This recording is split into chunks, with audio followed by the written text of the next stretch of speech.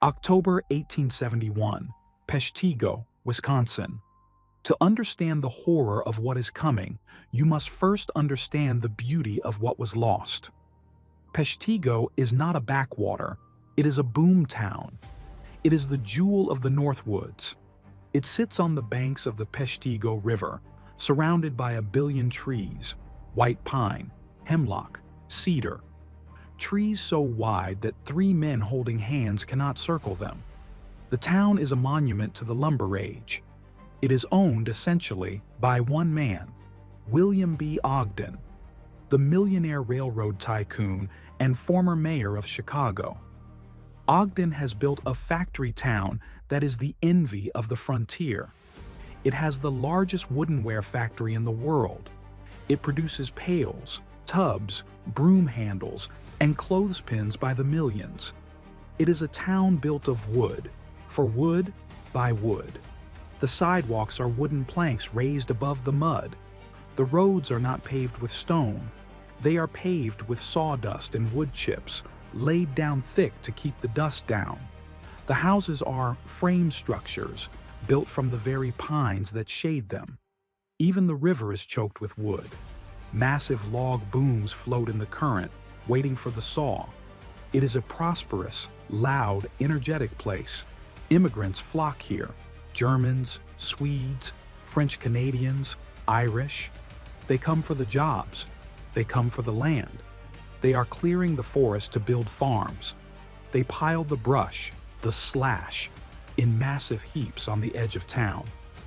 They are living the American dream, but they are living inside a chimney. The summer of 1871 is wrong. Farmers in Wisconsin usually pray for sun. This year, they are praying for rain, but the rain does not come. It stops raining in July. August is dry. September is a furnace. By October, the humidity has dropped to near zero. The swamps, usually wet and impassable, are baked into hard, cracked clay. The peat bogs, deep layers of decaying vegetation underground, have dried out. The forest floor is no longer soil, it is powder. A foot deep of dry pine needles, leaves, and twigs. If you walk through the woods, it sounds like you're walking on cornflakes. Crunch, crunch, crunch. Father Peter Pernine knows something is wrong. Pernine is the parish priest. He serves the Catholics of Peshtigo and the nearby town of Marinette. He is a man of God, but he is also a pragmatist. He rides his horse between the settlements. He feels the heat radiating from the ground. He writes later, "Everything was combustible. The very air seemed to have turned into gas." He notices the birds. They are silent. They are leaving. He notices the deer. They are moving toward the water, huddled in the riverbeds, eyes wide with a fear that has no visible source. Father Pernine tries to dig a well for his church. He digs down 10 feet, 20 feet. Dust. The water table has vanished. He looks at the sky. It is not blue. It hasn't been blue for weeks. It is a bruised, coppery yellow. The sun is a red ball that you can look at with the naked eye. Smoke. The entire state of Wisconsin is smoldering. The smoke is a constant companion. It is not a raging fire yet. It is just fires. Everywhere. The railroad crews are clearing land for tracks. They burn the stumps. The farmers are clearing land for corn. They burn the slash. Usually these fires are controlled. But in the drought of 71, they refuse to die. They creep into the peat. They smolder underground for days, then pop up a mile away. The town of Peshtigo lives in a perpetual fog. At the woodenware factory, they have to keep the gas lamps lit at noon because the smoke blots out the sun. People walk around with handkerchiefs over their faces. Their eyes water constantly. Their throats are raw. But strangely, they are not panicked. This is life in the Northwoods.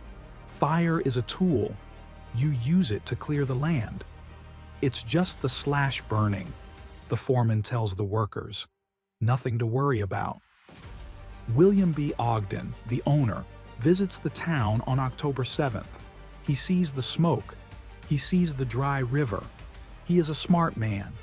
He orders men to fill water barrels and place them around the factory, just in case, he says.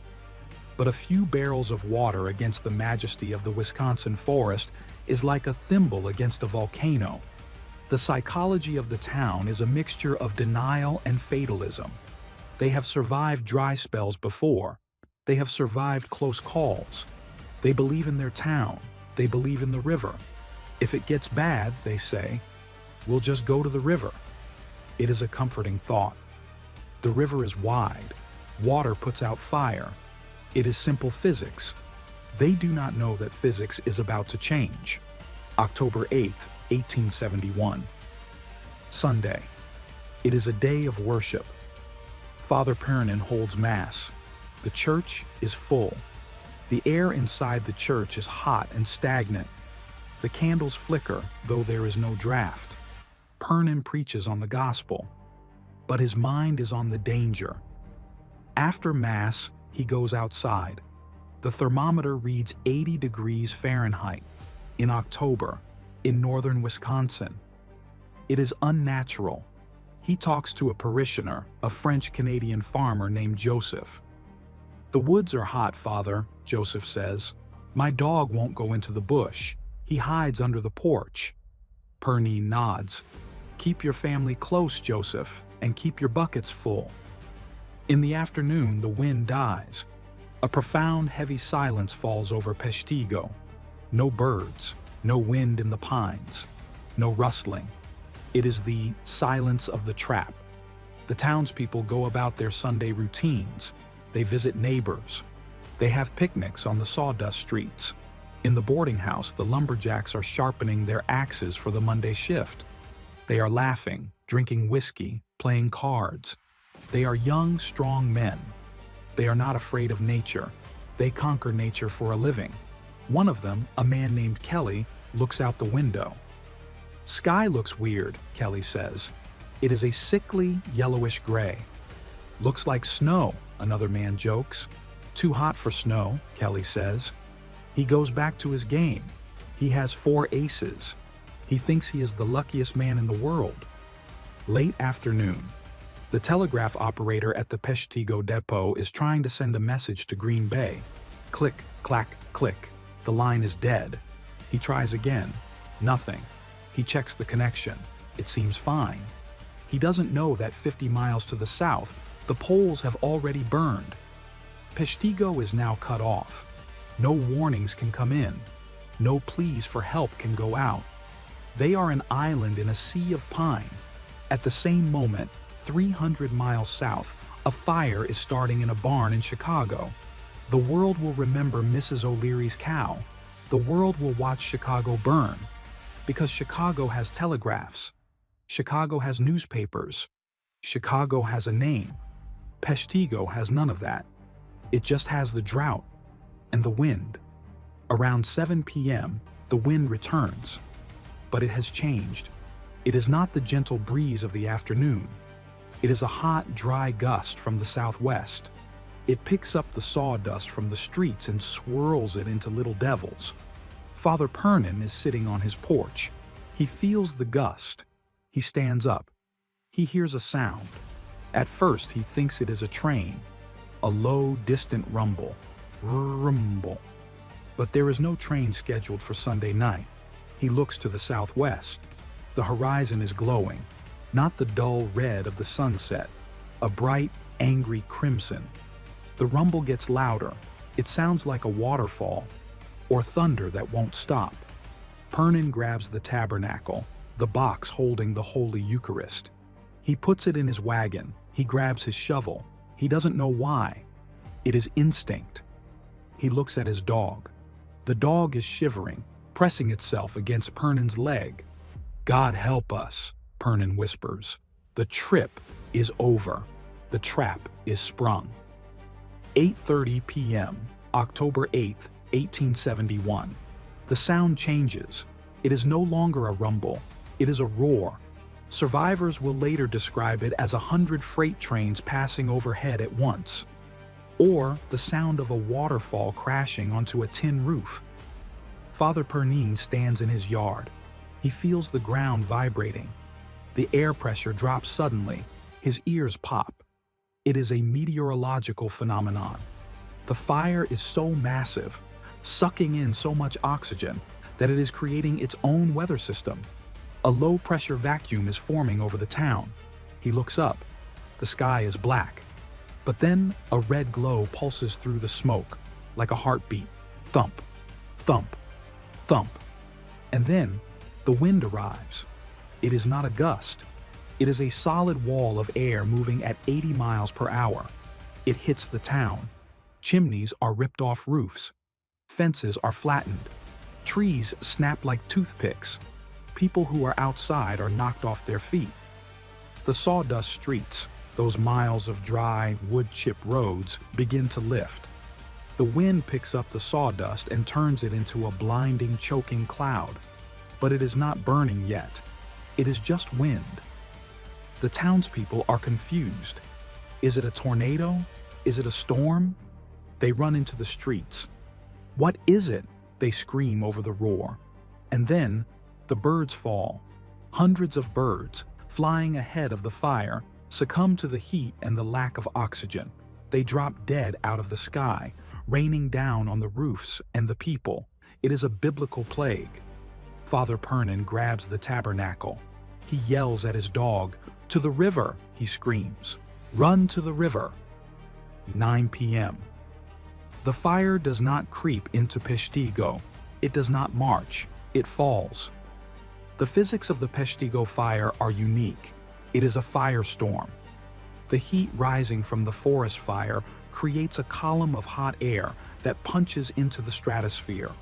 Cool air rushes in from the sides to fill the vacuum. This creates a cyclone, a tornado of fire.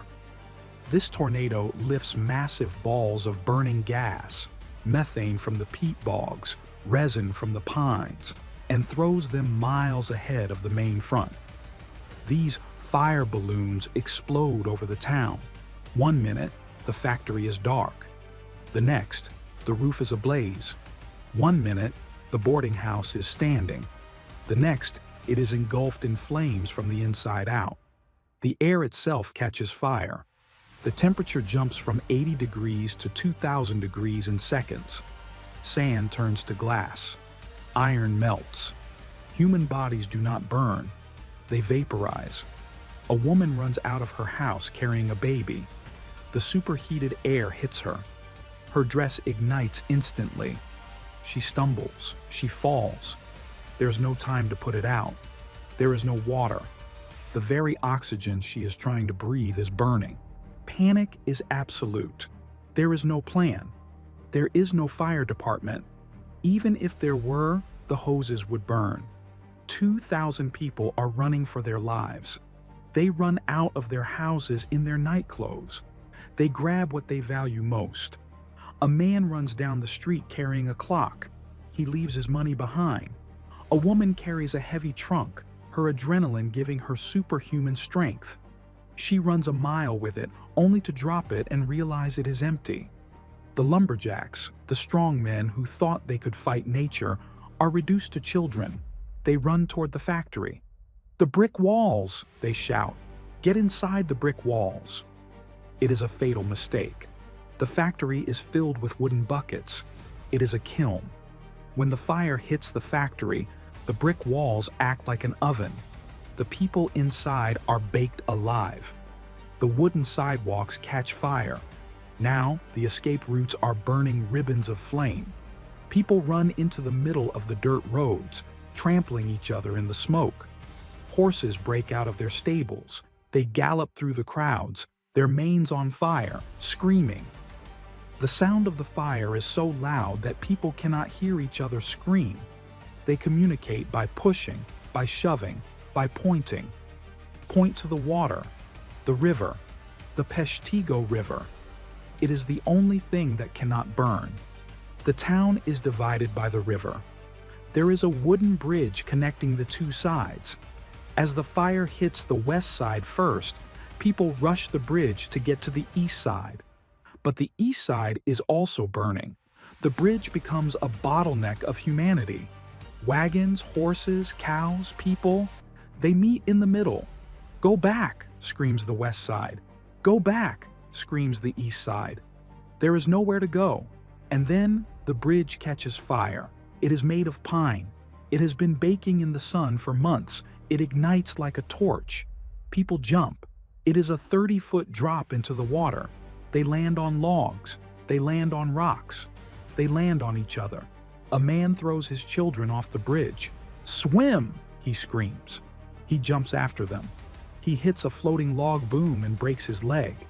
He drowns in the chaos, dragged under by the current and the panic of others. The bridge collapses. A fiery rain of timber falls into the river, hissing as it hits the water. Father Pernin is struggling toward the river. He is dragging his wagon. He wants to save the church valuables. But the wind is too strong. It flips the wagon over. The tabernacle falls into the dirt. Pernin realizes the folly of material things. "God, take it," he gasps. "Save the soul, not the gold." He abandons the wagon. He sees a family huddled against a fence. They are frozen with fear. "Move!" Pernin yells, grabbing the father by the shoulder. The man looks at him with dead eyes. "It is the end of days, Father. We are waiting for judgment." Pernin slaps him. "Judgment is in the river. Run!" He forces them to move. He reaches the riverbank. It is a scene from Dante's Inferno. Hundreds of people are clustered on the muddy bank. The heat is so intense that their clothes are smoking. They are afraid to go into the water. The river is deep, fast, and cold. "Get in!" Pernin shouts. "Get in, or burn!" He wades into the water. It comes up to his waist, then his chest. He holds his breath against the heat. He looks back at the shore. He sees the fire tornado touch down. It spins across the sawdust streets. It sucks up a house. The house explodes in midair. It is not a fire. It is a weather event of pure destruction. The river is the only sanctuary. But it is a treacherous one. The Peshtigo River is full of logs, massive pine trunks floating downstream to the mill. These logs catch fire. So now, the river is filled with floating islands of fire. People have to dodge the burning logs. They duck underwater to cool off, then surface to breathe the superheated air. Mothers hold their babies above the water. Men stand in the deeper water, splashing water on the heads of the women and children. Cows and horses wade into the river. They stand among the people, shivering. In the face of the inferno, the hierarchy of nature dissolves. A deer stands next to a wolf. A man stands next to a cow. They are all refugees. The smoke is blinding. People lose each other in the water. "Mary!" a man screams. "Mary, where are you?" But Mary is gone. Maybe she drowned. Maybe she was hit by a log. Maybe she never made it to the bank. Father Pernin stands in the water for hours. He splashes water on his face. He prays. But his prayers are drowned out by the roar. He sees a woman's hair catch fire. She dips her head under the water. When she comes up, she is bald. The heat is radiating from the banks like an open oven door. Even in the middle of the river, 60 feet from the flames, the radiant heat is enough to blister skin. They are being boiled and frozen at the same time. The water is cold October runoff. The air is 500 degrees. They have to choose hypothermia or incineration. Most choose the water. They cling to roots. They cling to rocks. They cling to each other. And they watch their city turn into ash. 10 p.m., October 8th, 1871, the Peshtigo River. The world has been reduced to two elements, fire and water. The river is crowded with humanity. Men, women, children, horses, cows, and pigs are packed together in the shallows. The heat radiating from the burning town is intense. It is estimated to be over 2,000 degrees Fahrenheit on the bank. Even in the middle of the river, 50 feet from the shore, The radiant heat is enough to ignite fabric. Survivors have to constantly duck their heads underwater. Up, breathe the smoke. Down, cool the skin. Up, breathe. Down. It is a rhythmic torture. The water is freezing. It is October in Wisconsin. The air is roasting. Their bodies are in shock. The front is boiling. The back is freezing. Hair sizzles. A woman screams as her bonnet catches fire. A man next to her rips it off and throws it into the current. They splash water on each other. "Keep them wet," a man shouts, throwing water on his children's heads. "Don't stop." If they stop splashing for even a minute, their skin begins to blister. Steam rises from their heads. They look like ghosts rising from a swamp. But the heat is not the only killer. The fire tornado is a massive engine. It requires fuel. That fuel is oxygen. The fire is sucking the air out of the river valley. People in the water gasp. They inhale deeply, but their lungs feel empty. It is like being at high altitude. They are hypoxic. They start to get dizzy. They get confused. A man lets go of his log. He just drifts away, smiling blankly. He drowns not because he can't swim, but because he doesn't care anymore. The smoke is thick with acrid pine resin and burning paint from the factory. It burns the eyes. It burns the throat. People are coughing up black soot. Father Pernin is holding on to a piece of driftwood. He is surrounded by his parishioners. He sees them fainting. "Wake up!" He splashes water in their faces. "If you sleep, you die." He sees a mother holding an infant. She is weeping. "He stopped crying," she whispers to Pernin. Pernin looks at the baby. It is blue, suffocated by the smoke. Or perhaps the heat sucked the air right out of its tiny lungs. The mother refuses to let go. She holds the dead child, rocking it in the freezing current, singing a lullaby that no one can hear over the roar. The river becomes a grotesque parody of Noah's Ark. Wild animals driven by instinct have joined the people in the water. A deer stands trembling next to a farmer.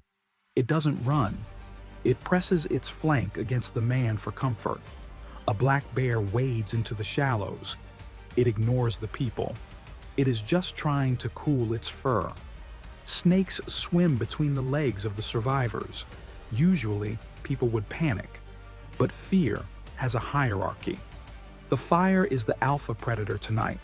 The bear is just another refugee. Cows are bellowing. Their eyes are wide white discs of terror. Some of the livestock catch fire on the banks. They run into the deeper water, thrashing and kicking. A horse, maddened by the pain, tramples a group of people. A man pulls out a knife. He cuts the throat of the horse to stop it from killing his family. The river turns red with blood, then black with ash. Logs, massive timber destined for the mill, are burning as they float downstream. They are like battering rams on fire. People have to dodge them. "Log!" someone screams. The crowd parts. The log crashes through, hissing as it rolls. If it hits you, it crushes you. If you grab it, it burns you. It is a game of dodgeball played in hell. Not everyone made it to the water. On the muddy banks, where the heat is most intense, people tried to dig in. Father Pernin witnesses a scene that will haunt him for the rest of his life. A woman, unable to swim or perhaps afraid of the current, has dug a hole in the wet clay of the riverbank. She puts her children inside. She covers them with a wet blanket. Then she lies on top of them, using her own body as a shield against the heat. Pernin watches as her dress begins to smoke. She doesn't move. She doesn't scream. She just holds the ground. She is sacrificing herself, inch by burning inch, to keep the heat away from her children. Pernin wants to help her. He tries to wade toward her, but the heat drives him back. It is a physical wall. He has to turn away. He prays that the mud is enough.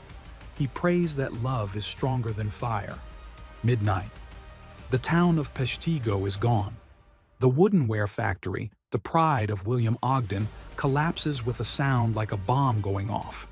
The millions of wooden pails and tubs inside ignite all at once. A massive fireball shoots 1,000 feet into the air. The church steeple falls. The bell tolls once as it hits the ground, a final, mournful clang before melting. The bridge is gone. The boarding house is gone. The streets are just lines of glowing coals. The fire tornado begins to lift. It has eaten everything there is to eat. It moves on, seeking fresh timber to the north. But the heat remains. The ground is glowing red. The air is still too hot to breathe. The survivors in the river are shivering uncontrollably now. Hypothermia is setting in. They have been in the water for 4 hours. Their lips are blue. Their fingers are numb. They are too exhausted to hold on to the logs. Fathers tie their children to their belts so they won't float away if they pass out. Pernin feels his own strength failing. He is a man of faith, but tonight, his faith is being tested by the elements. "Why?" he whispers to the smoke. "Why this?" There is no answer, only the hiss of the embers falling into the water. Hiss, hiss, hiss. It sounds like the earth is weeping. 3 a.m. The roar fades, the wind dies down, the silence returns. But it is not the peaceful silence of the forest. It is the silence of the grave. The smoke hangs heavy and low over the river. Visibility is zero. People start to call out, "Mama? John? Is anyone there?" The voices are weak, raspy. They start to crawl out of the water. They cannot walk. Their legs are cramped and frozen. They drag themselves onto the muddy bank. The ground is still hot, but bearable. They lie in the mud, shivering. They are covered in black slime, a mixture of river mud, ash, and soot. They look like statues made of charcoal. They huddle together for warmth. A stranger holds a stranger. A lumberjack holds a child that isn't his. They wait for the sun, but they know that when the sun comes up, it will reveal a world that no longer exists. The ordeal of the fire is over. The ordeal of the aftermath is about to begin, and the things they will see in the light of day will be worse than the darkness. October 9th, 1871. Dawn. The sun rises over Wisconsin, but it does not look like the sun. Through the thick hanging smoke, it appears as a dull copper coin. It provides no warmth, only a flat gray light. On the banks of the Peshtigo River, the silence is broken only by the groans of the living. Slowly, the survivors begin to move. They are unrecognizable. They are coated in a thick layer of black slime, river mud mixed with ash. Their eyes are red and swollen shut. Their hair is singed off. Their clothes are rags. They look like statues of mud brought to life. Father Pernin tries to stand up. His legs are stiff with cold. He has been in the water for 6 hours. He crawls out of the riverbed. He expects to see the ruins of Peshtigo. He expects to see chimney stacks, charred walls, perhaps the skeleton of the church. He stands up and looks around. He sees nothing. Absolutely nothing. The town has not just been burned, it has been erased. The fire tornado was so hot it vaporized the wood. There are no walls left standing. There are no chimneys. The streets are gone. The sawdust roads have burned down to the sand, and the sand has fused into glass. It looks like the surface of the moon, a flat gray wasteland stretching to the horizon. "Where is the church?" a woman whispers, clutching a piece of driftwood. It was right there. Pernin points to a patch of white ash. And the factory? Gone. The disorientation is profound. Without landmarks, they are lost in their own town. The survivors begin to walk. They are looking for their families. They are looking for their homes. But mostly they are finding the dead. The streets of Peshtigo are a graveyard, but it is not a normal battlefield. The bodies are not scattered randomly. They are clustered. Fathers are found covering their children. Husbands are found holding their wives. The heat was so intense that many bodies have been reduced to practically nothing. A full-grown man is now a pile of white ash and a few calcified bones. Others are strangely intact. They find a group of people in a cellar. They look like they are sleeping. Their clothes are not burned. Their skin is not blistered, but they are dead. Asphyxiation. The fire sucked the oxygen out of the cellar, and they simply went to sleep. Pernin walks through the devastation. He is numb. His mind cannot process the scale of the loss. He sees things that defy physics. He sees a heavy iron bell from the schoolhouse found half a mile away, melted into a puddle. He sees coins in a man's pocket fused together into a solid lump. He sees trees that were not burned, but exploded from the inside out as the sap turned to steam instantly. It is a landscape of impossible violence. Pernin remembers the woman, the mother he saw the night before, the one who dug a hole in the mud bank and lay on top of her children to shield them. He scrambles over the hot ground toward the riverbank. He finds the spot. The woman is there. She is dead. Her back is burned black. Her dress is gone. She is a statue of sacrifice, face down in the clay. Pernin falls to his knees. He prays that her sacrifice was not in vain. He gently lifts her body. Underneath her, pressed into the wet mud, are her children. 3 of them. They are clean. They are unburned. But they are still. He touches the neck of the youngest. Cold. They suffocated. Even though the mother shielded them from the flames, the superheated air settled into the depression in the mud. They breathed in fire, or perhaps the smoke simply choked them. Pernin weeps. It is the cruelest blow. The ultimate act of love, giving one's body as a shield, was not enough against this fire. He closes the mother's eyes. He leaves them together in the mud. There is nothing else he can do. Pernin wanders toward where his house used to be.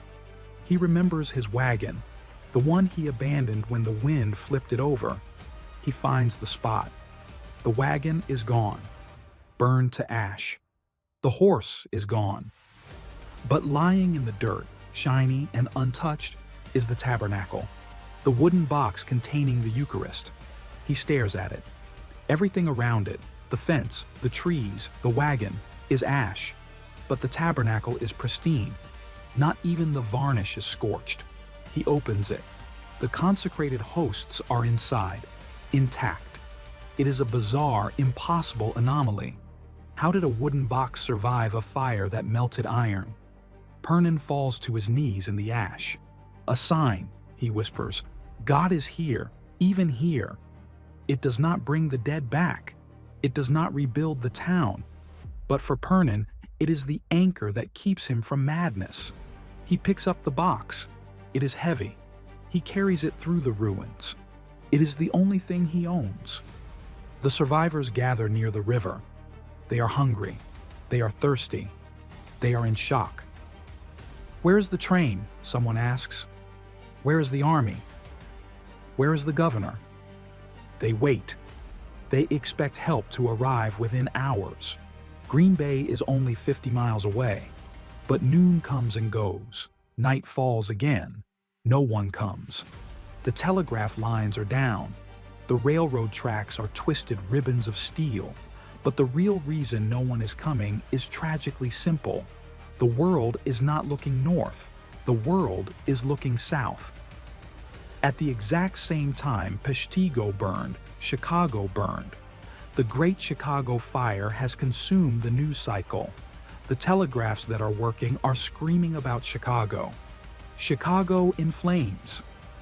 Thousands homeless in Illinois. Peshtigo is a small lumber town in the wilderness. Chicago is the metropolis of the West. So, While the world sends money, blankets, and food to Mrs. O'Leary's neighbors, the people of Peshtigo sit in the ashes, forgotten. They are alone. They have to survive the aftermath, just as they survived the fire, by themselves. They begin to dig, not for water, but for graves. There are too many bodies, and the wolves will smell them soon. October 10th, 1871. The survivors are weak. They have not eaten in 36 hours. They are drinking river water that is choked with ash and carcasses, but they have work to do. The sun is higher now, and with the heat comes the smell. There are over 1,000 bodies scattered across the blackened plain that used to be Peshtigo. They cannot identify most of them. The heat was so extreme that faces are gone. Clothing is gone. Even the bones are brittle and crumble to the touch. They find a man identified only by his pocket watch, the gold case fused shut. They find a woman identified by a metal buckle on her shoe, but hundreds are just ash. There are no shovels. The wooden handles burned away. Using pieces of scrap metal, broken plates, and their bare hands, the survivors begin to dig. They cannot dig individual graves. The ground is too hard, baked by the drought and the fire. They dig a trench. It is long and shallow. Father Pernin stands over it. He has lost his vestments. He is wearing a woman's shawl he found in the mud. He recites the rite of burial. Dust to dust, he croaks. It is literal. They are shoveling dust onto dust. They place the bodies side by side. 350 people in one mass grave. They do not have coffins. They do not have shrouds. They cover them with the same dirt that failed to protect them. It is the grim efficiency of the battlefield. A man pauses. He holds a small charred object, a doll, a bone. He places it gently in the trench. He doesn't cry. He is too dehydrated to cry. News finally breaks out, not by telegraph, the lines are melted, but by foot. A survivor, his boots wrapped in rags, stumbles into the nearby town of Marinette. Marinette also burned, but not as completely as Peshtigo. The telegraph line there is being repaired. The runner grabs the operator. Peshtigo is gone, he gasps. How bad? The operator asks. Did the factory burn? Everything, the runner says. The people, the animals, the ground. Send help, send coffins. The operator taps out the message. It goes to Green Bay, then to Madison. It sits on a desk next to a stack of telegrams about Chicago. At first, no one believes it. 1,000 dead? The clerk in Madison says. Impossible. That's more than the Civil War battles. They think it is an exaggeration, a panic reaction. But then a second message comes. Send lime. The smell is unbearable. The reality hits the state capitol like a hammer. Governor Lucius Fairchild is in Madison. He has spent the last 24 hours organizing a massive relief effort for Chicago. He has stripped Wisconsin of blankets, food, and medicine. He has sent trainloads of supplies south to Illinois. He thought he was being a good neighbor. Then the telegram from Peshtigo arrives. Fairchild reads it. His face drains of color. He realizes what he has done. He has sent all his resources to a city that lost buildings, while his own citizens were burning to death in the north. The guilt is crushing. He immediately countermands the orders. Turn the trains around, he shouts at his aides. Get the blankets back. Forget Chicago. Look north. But trains are slow. The tracks to Peshtigo are destroyed. It will take days for the supplies to reach the survivors. Fairchild issues a proclamation to the people of Wisconsin. We have a disaster within our own borders, he writes. It is a Holocaust, such as this country has never seen. He puts his wife in charge of the relief committee. They gather everything they can find, old clothes, sacks of flour, tools, but they know it is too late for many. October 12th, 1871. The first relief wagons arrive. They have to stop miles outside of town because the bridges are gone. The relief workers walk into Peshtigo. They stop. They stare. They have seen fires before. They expect charred wood. They see a moonscape. "Where are the trees?" a worker asks. The massive white pines are gone. Not fallen, gone. Vaporized. The workers cover their mouths. The smell of death is overwhelming. They hand out bread to the survivors. The survivors eat slowly. They do not cheer. They do not thank them. They just eat. Father Pernin meets the relief team. "We need shovels," Pernin says, "and we need priests." "We brought food, Father," the worker says. "Food is for the living," Pernin replies. "We are still counting the dead." The workers see the tabernacle. It is sitting on a rock, shiny and clean amidst the devastation. They look at it with superstition. "How?" they ask. Pernin shrugs. "I don't know. Perhaps God wanted a house when all the others fell." News of Chicago finally reaches Peshtigo via the relief workers. The survivors gather around a newspaper brought from Green Bay. The headlines are huge. "Chicago destroyed." "The Great Fire." There is a small column on page 3 about fires in the Northwoods. The bitterness sets in. "They lost a bank," a man spits on the ground. "We lost our families." "They have the telegraph," Pernin says softly. "We only had the silence." It is a hard lesson in history. History remembers the loud. It forgets the quiet. Chicago had reporters, photographers, and politicians. Peshtigo had immigrants, lumberjacks, and farmers. The death toll in Chicago is determined to be around 300. The death toll in Peshtigo is estimated at 1,500 to 2,500. 5 times as many people died in the sawdust town. But Chicago gets the monuments. Chicago gets the sympathy. The survivors of Peshtigo feel a second abandonment, first by the rain, then by the world. As the days turn into weeks, scientists and meteorologists arrive. They are baffled. They look at the melted glass. They look at the exploded trees. "This wasn't a forest fire," one scientist notes. "This was a superheated cyclone." They coined the term fire tornado or firestorm. They calculate the energy release. It was equivalent to several atomic bombs. They try to explain it to the survivors. It was the low pressure, they say, the convergence of the wind. The survivors don't care about the physics. They care about the haunting memories, the sound of the train that wasn't there, the birds falling from the sky, the woman in the mud. Science cannot explain away the horror. They begin to rebuild, not because they want to stay, but because they have nowhere else to go. They build small shacks out of the charred timber that survived on the outskirts. They plant crosses in the mass grave. They are the fire generation, and they will never look at a sunset the same way again. Winter 1871 to 1872. The snow comes early to northern Wisconsin. Usually, snow covers the mud and the stumps. But this year, it covers the ashes of a civilization. The survivors of Peshtigo do not leave. They have no money to leave. They rebuild. But the new Peshtigo is not the boomtown of William B. Ogden. Ogden, the millionaire, lost everything in Peshtigo: his factory, his boarding house, his timber.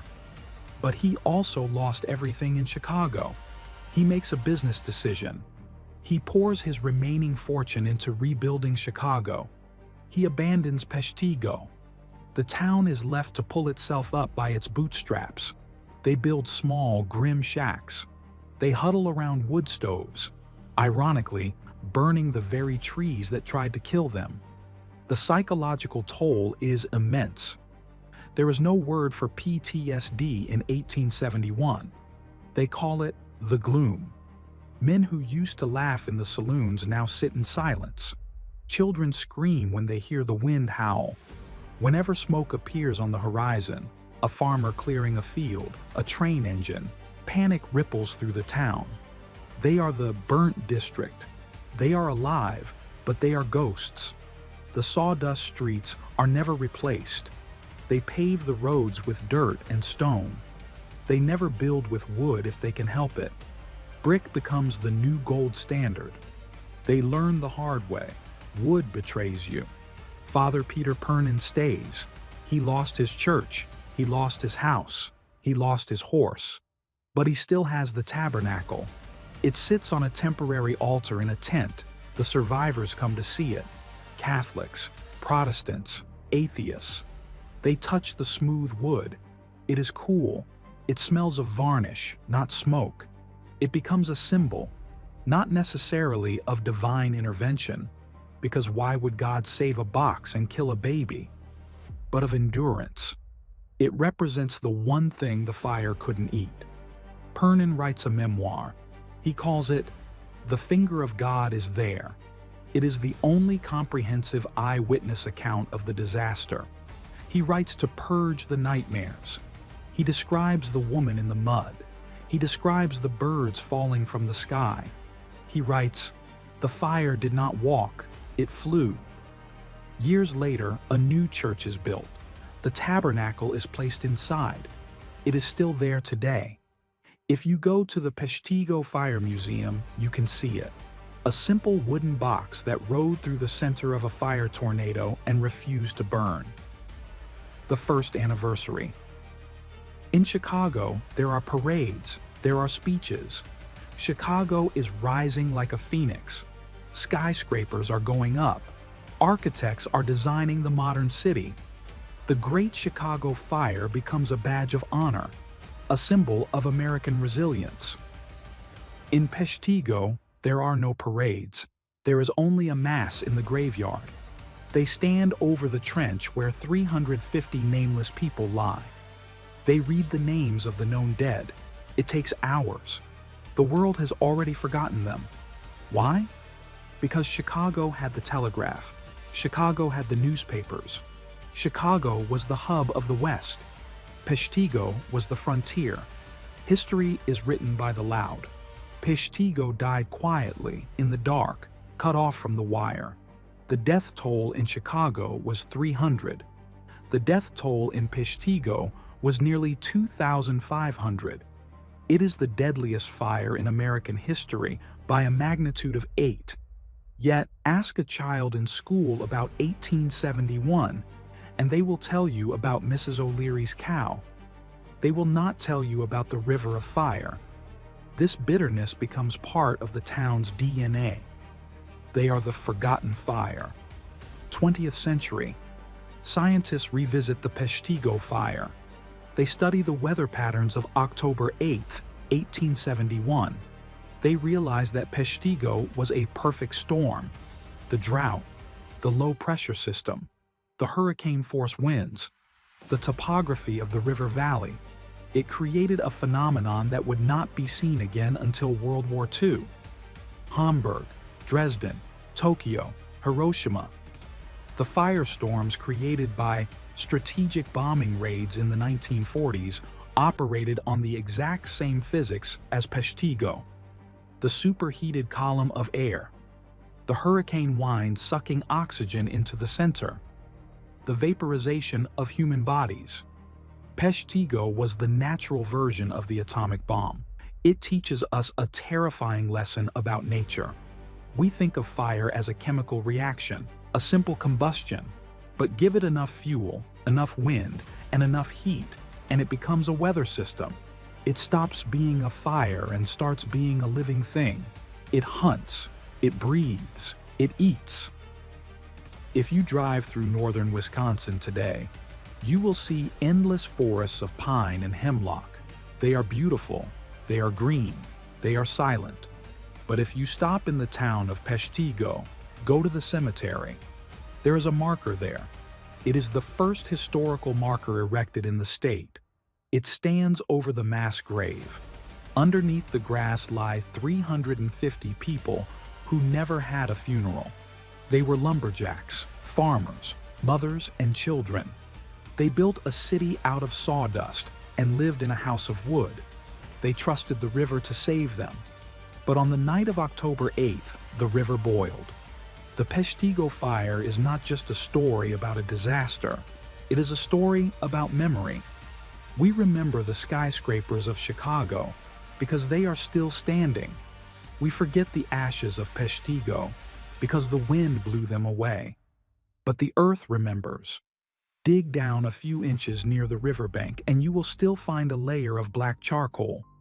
The scar is healed, but it is there. It reminds us that civilization is fragile, that nature is not our friend. It is an indifferent giant, and that sometimes the most important stories are the ones that burned.